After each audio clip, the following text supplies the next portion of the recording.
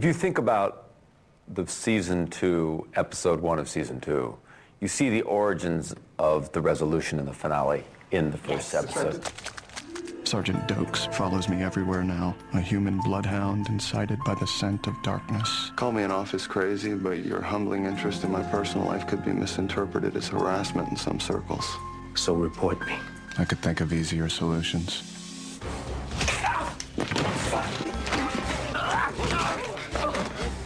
Jesus Christ, you're the Bay Harbor Butcher. I really hate that name. What's it gonna be? Kill me now, set me free. You only have 2 choices, Morgan. It is over when I say it is!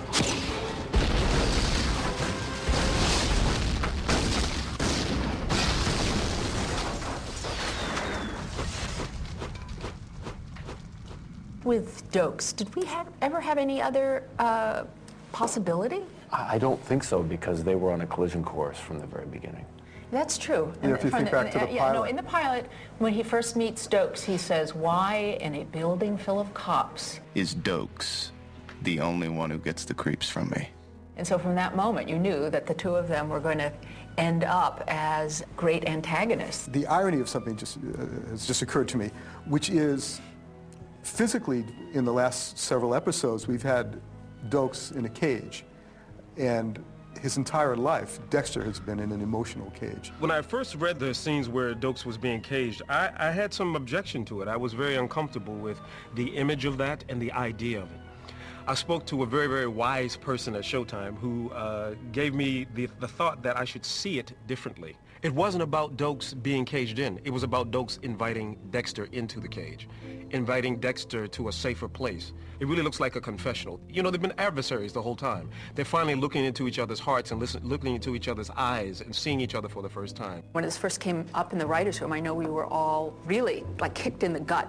Do we have to? Do we, even though we knew from the pilot that this was inevitable, when it came time to dealing with it, we all had such a hard time. The producers called me, and unlike a lot of actors who get the script and realize I'm dying next week, the producers let me know well in advance of shooting that was going to happen. My first reaction, honestly, was my cast. It's a family, and when you're coming out of that family, you want to make sure that everybody is okay. At least I want to. First, I felt awful because Eric King is such a sweetheart and so talented and so great to work with, and you know, where he's one of my brothers. We have such a fantastic cast that we love them. I mean, they socialize together. They bond, and the friction between Eric King, who plays Dokes, and Michael C. Hall, who plays Dexter, is fantastic. They have great chemistry. In a lot of ways, it's what's best for the show.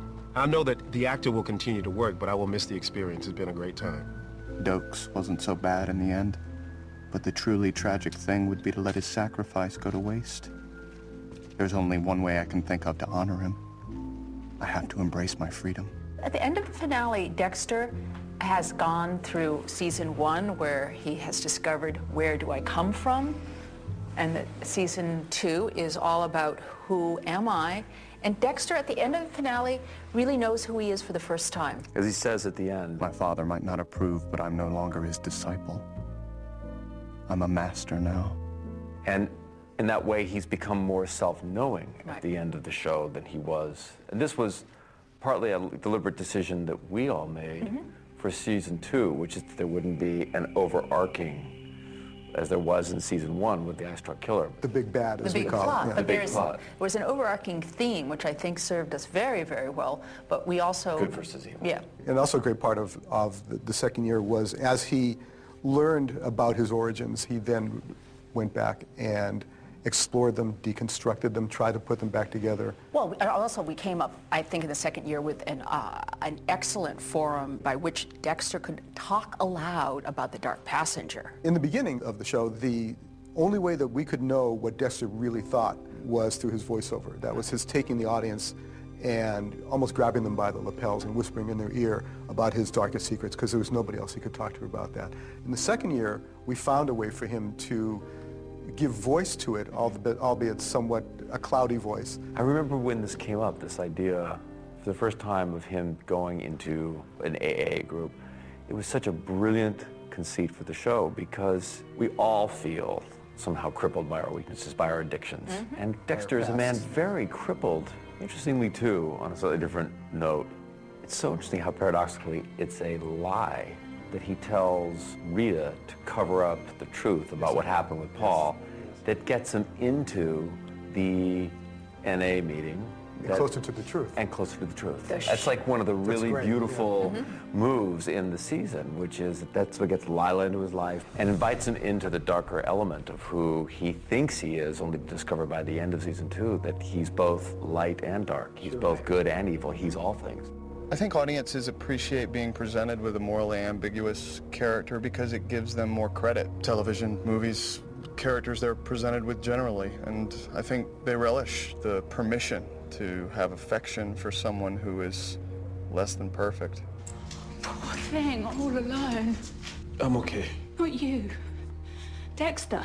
Lila really did a great deal of service before she went off the rails. I think how Lila is addressed at the end of the season was probably the most important thing that we've really encountered. No, it had to be done. And tricky because, in some level, she helped Dexter out. Get the shell off. Exactly. And so he couldn't dispatch her in the way he dispatched other victims who were so clearly evil.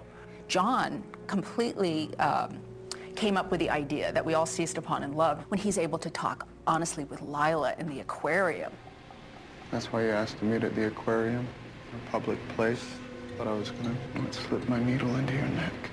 So in one scene, John came up with this idea where we see his leap as he's decided for some reason that she is his soulmate, and then we slowly realize what he's doing is that he's completely turned the tables on her and manipulating her back into his world so that he can then, as he says at the very end of that scene, I'll be seeing you, but in a bag. Shot through the jaws of a shark. Shot through the jaws of a shark. And therein lies, I think, the fundamental paradox of Dexter and why the show is so successful. Because he is a serial killer, but he's also noble and a hero, and he protects the things that he even himself doesn't realize until he's actually engaged in the act of protecting them.